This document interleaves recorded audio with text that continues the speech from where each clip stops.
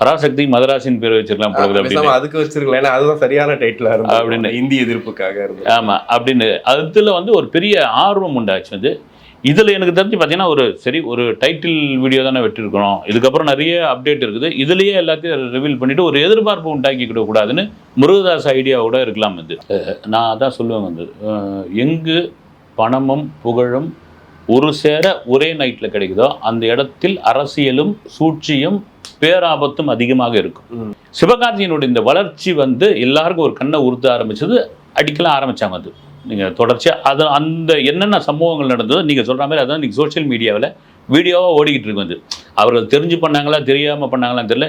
நான் பல இன்டர்வியூவில் கூட சொல்லியிருக்கேன் இந்த விஷயத்தை. என்னை வந்து நான் பத்திரிகையாளராக ஒரு படத்துக்கு திருநெல்வேலியில் 99வது வருஷம் சத்யராஜ் படம் வந்து சுந்தர்சி டைரக்ஷனில் நிறைய இந்த காலேஜ் ஸ்டூடெண்ட் மாதிரியான ஆட்கள் வந்து அந்த திருநெல்வேலி மேலே எடுத்துக்கிட்டு இருக்காங்க. அவர் இன்டர்வியூ பண்ணுறதுக்கு போயிருந்தப்போ பார்த்தீங்கன்னா அந்த யங்ஸ்டர்ஸ் எல்லாம் வந்து ஒரு ஷார்ட் முடிச்சுட்டு வராங்க, உட்காந்துருந்தவர் வந்து வணக்கம் சார்னு சொல்லிட்டு வரும், எல்லாருக்கும் எழுந்து வணக்கம் சொன்னார். வந்து